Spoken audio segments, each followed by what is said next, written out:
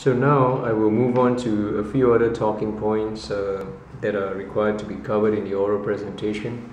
The first one is really how I would one non-WSQ CBT approach can be applied to my workplace, and I have used the job competency model to illustrate that. The first one on task skills, again back to the production line, is really about ensuring that the workers are able to sew a product independently according to the product specifications as indicated in the standard operating procedures. Second dimension on task management skills. And a good example of that is to ensure that the worker is able to set up a workstation independently in preparation for sewing, and this includes but is not limited to the following: cleaning the workstation, adjusting the microscope, laying out the tools and fixtures, preparing the wipes, and etc. Next is contingency management, which talks about dealing with the unforeseen circumstances such as managing breakdown of microscopes, spillage of solutions, entanglement of threads. And the last one, job and role management skills, talks about managing the expectations and responsibilities of that role, right, which could be about natural constraints such as constraints of the production line, product constraints like batch size or rejects, health and safety constraints such as emergency evacuation route, working relationship with the supervisor, bosses and fellow colleagues, standard supply, etc. etc. Right. This approach is dynamic as it considers the worker's interaction. It promotes adaptability and innovation as the worker needs to manage the constantly changing environment. It is also learner-centered as the multiple roles the worker needs to play, be it functional, occupational or social, and sometimes simultaneously emphasizes the uniqueness and capabilities of each and every learner in every situation. And this leads to the inclusion of context, which considers the intricacies of the environment and how it affects learning. On the next point on listing out the differences and similarities between WSQ and one other in national training systems, I have put up a table that talks about the similarities and differences between AQF as well as WSQ. In terms of national recognition, the AQF is jointly managed by the state, Feb13 and Australian governments in partnership with industry and training providers, whereas for WSQ, statement of attainments are issued by WDA, which is nationally recognized. As for industry collaboration, under the AQF, employers, unions and professional associations define the outcomes expected for training, whereas under WSQ, the Industry Skills and Training Council, ISTC, leads in establishing the framework for that particular industry. Next is on open access. Under the AQF, clients are employers and individuals who use it or intend to use it. The simple, flexible and relevant system responds to client needs. Whereas for the WSQ, there is no particular academic requirements needed to sign up for a WSQ course. Lastly, the use of competency-based training for workplace relevance. In the AQF system, there are defined performances established and against which training programs and performance-based assessments were designed, whereas under the WSQ system, there is the establishment of competency standards which detail out the requirements for performance. The next point on how I plan to develop myself, my professional development portfolio. Over here there are 4 areas. One of them is on my resume, which I have listed out as an attachment.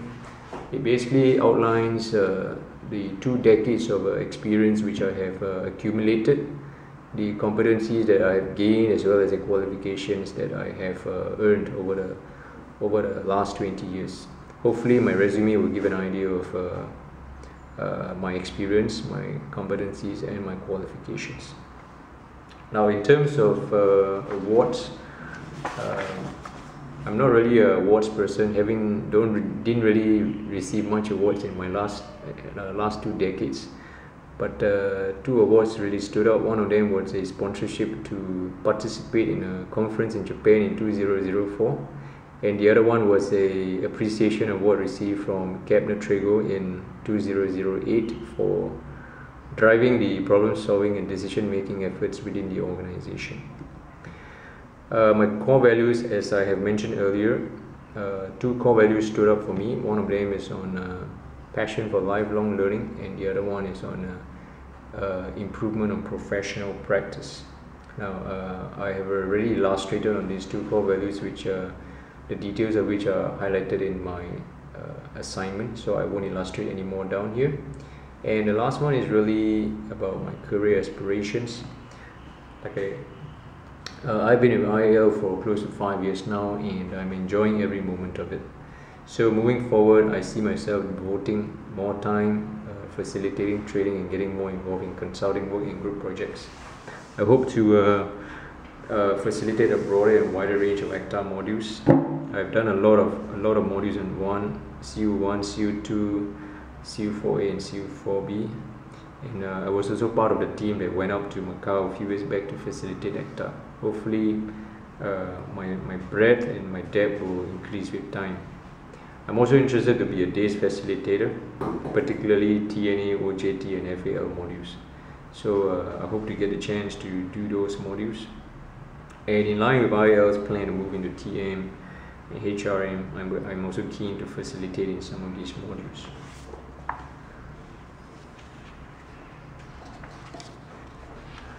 Now the last piece of my presentation is really about the 3 artifacts which I have come up with.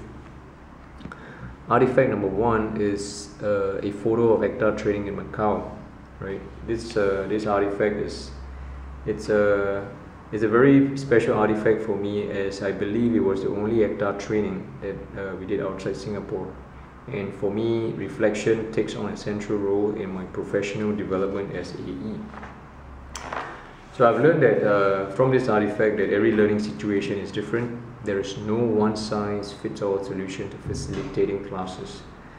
And as AE, I need to connect with my learners on a deeper level to understand their concerns and find ways to address them. One of the issues I learned from this ACTA training is that the learners in Macau, they are more interested in securing jobs in Singapore rather than going through the entire learning process. So it's important that I realize what is going on in their minds, and hopefully as an AE be able to help them overcome such barriers.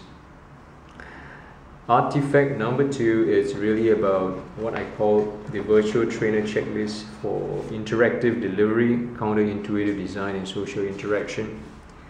This article is about combining the old and the new, interspersing the old traditional classroom training and storytelling with the new tools of connecting with learners, such as online learning and social media. My reflection of this article takes on a different angle, as I started to question the degree of effectiveness and reliability of web-based online learning as well as social media. This artifact resonates with me, right, and reinforces the fact that despite the technological advances, I have learned that adaptability and flexibility is key in learning. Even though the tools of social media and online learning tools are there for me to use, I need to be smart enough to discern what or when to use more or less of it. And although classroom training and storytelling are traditional in nature, it doesn't mean that they are obsolete and should be archived. Right? I see my role as a facilitator relational in nature, one that is underpinned by conversations, collaborations and partnerships. And for this to be effective, classroom facilitation techniques and storytelling need to be in the equation, whether online or offline. The last artifact, artifact number 3, is an article that is called Trainer Burnout, Causes and Cures. This artifact had immediate resonance for me, as a lot of training professionals I know who work for organizations experience trainer burnout, one way or another, one time or another. So reading this article prompted me to engage in critical reflection about the antecedents and consequences of burnout which trainers experience, especially those who work in highly stressful workplace conditions. I learned to see things in better perspective, particularly from employees and business perspectives. Right? Perhaps the bosses are struggling with profitability, that they pay less attention to training. Perhaps the employees are struggling to keep their jobs, that they lose focus on personal development. I have learned to be more patient with results. Sometimes things do not seem as bad as they actually are. It just takes time for priorities to shift before training takes center stage again. Aside from my written assignment as well as my oral assignment, I have also attached a couple of files together with the assignments. One of them is a sample of feedback by the learners that gives a good idea of the kind of feedback that I've received over the last 4 to 5 years. The other one is a snapshot of a sample of feedback that I've got from my fellow colleagues. More of these details can be found in LinkedIn. The third attachment is a summary of my resume, which lists out the learning, the experiences and the qualifications and competencies that I have gained over the last 20 years. So with that, I thank you for your attention, and I can be reached at my Yahoo email anytime you need any question. If you have any questions, please feel free to contact me. Thank you.